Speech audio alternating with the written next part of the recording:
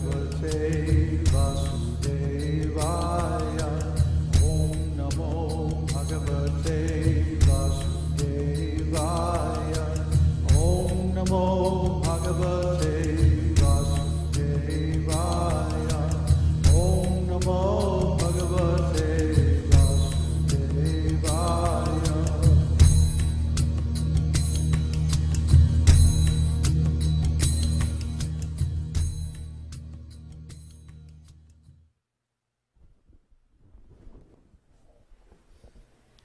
Hello, I'm David Hughes, and this is the Esoteric Teaching Introductory Seminar, continued.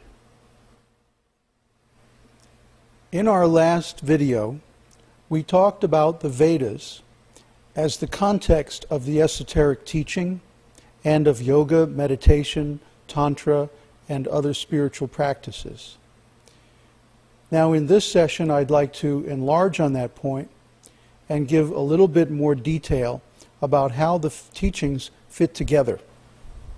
As I said before, the esoteric teaching and the Vedic literature are content and context.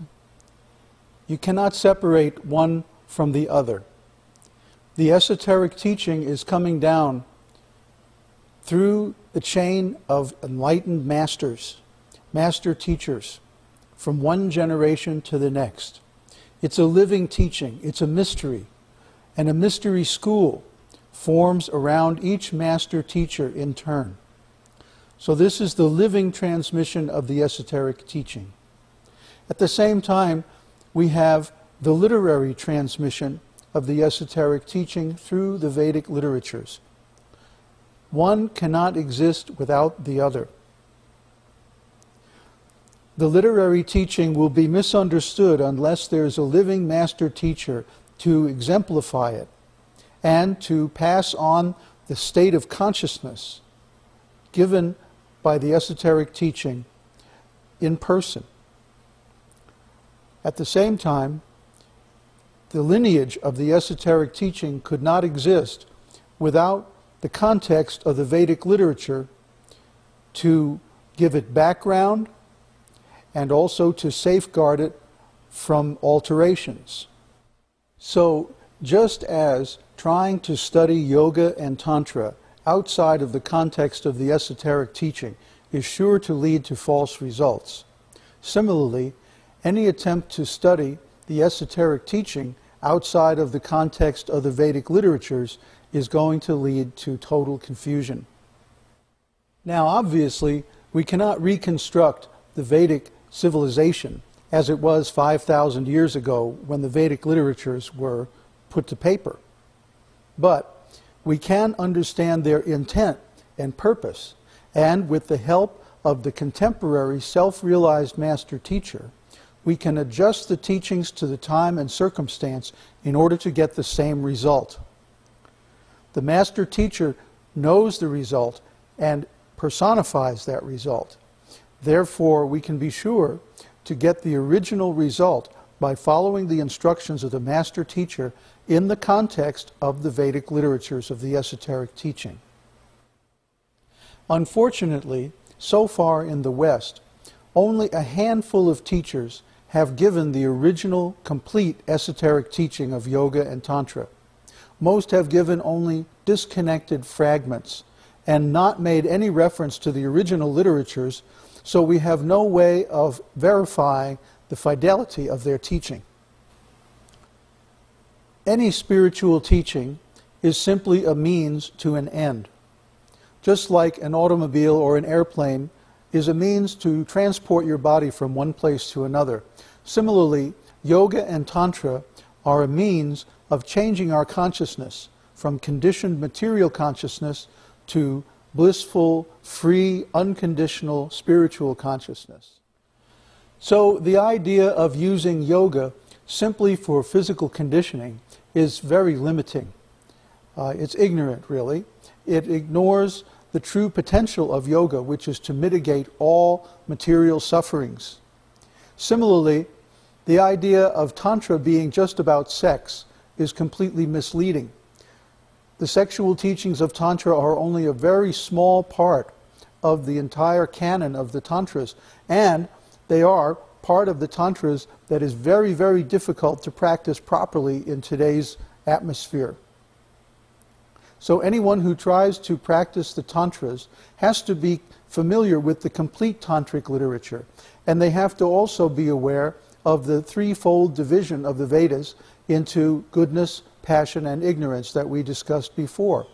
And they need to put the emphasis on the parts of the Vedic literature that teach goodness rather than passion or ignorance. Then they'll start to get some really good results. So why is there so much confusion in the West about the Vedic teachings and the esoteric teachings and their meaning? Because any time you take something out of its context, you change the meaning. Actually, you lose the meaning completely. So by taking yoga and tantra out of the Vedic literature and out of the Vedic culture, we have transformed them from very powerful vehicles of self-realization to disempowered, disconnected, misunderstood teachings that can only end in futility and failure.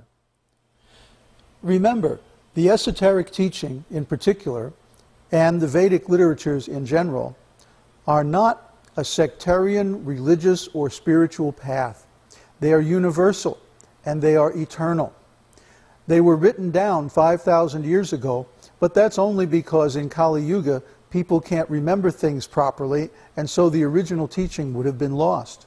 Even so, because people don't follow the original teachings of the Vedanta, the original writings of the Vedas, and the actual meaning of the esoteric teachings, all the spiritual technologies imported from India have been more or less destroyed in the West.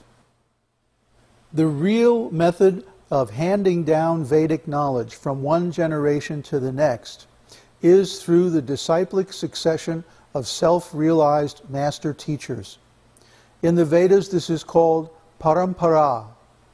Parampara means disciplic succession. In other words, the original teaching was given by Krishna, and it was written down by Vyasadeva in the four Vedas and other Vedic literatures. These literatures and their practices were passed down in four lineages, and these four lineages still continue to the present day. However, three of them are inaccessible to Westerners and the rest of the world and are only available in India. So, the one bona fide disciplic succession that remains available to the entire world is the esoteric teaching. And this is the only vehicle that has all of the original complete instructions on yoga, tantra, meditation, and spiritual life. The teaching has to be handed down from a living teacher to a disciple, who then practices it and becomes enlightened. Then, the real meaning of the teaching is displayed in the life and character of the disciple. That disciple goes on to become a teacher or even a master teacher, and in that way the teaching is propagated. The original source literatures have to be translated into contemporary language so that anyone who reads them can understand. And it was only recently, within the past 25 years, that the original scriptures of the esoteric teaching have become available in the English language. So, we can understand from this that any literature on yoga, tantra, meditation, and so forth that was distributed in the West before these translations became available is more or less bogus. By bogus, I mean inaccurate, biased, misleading, and incomplete. The specific quality of the esoteric teachings is that when a qualified master teacher is speaking them and a qualified student is hearing them, they become sweeter and sweeter and more relishable. And you can hear them over and over and over again and never grow tired of them. In fact, repeated hearings only deepen one's realization and bliss.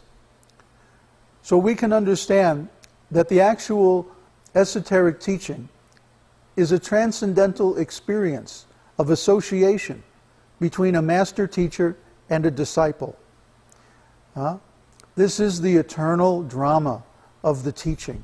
This is the eternal drama of enlightenment and liberation from material existence. And it is still going on today, as it shall go on forever. If we accept the esoteric teaching as it is, without our own misguided deletion, addition, or misinterpretation, then we shall get not only material benefits such as peace and prosperity, we shall also get the highest spiritual benefits such as compassion, love, insight, illumination,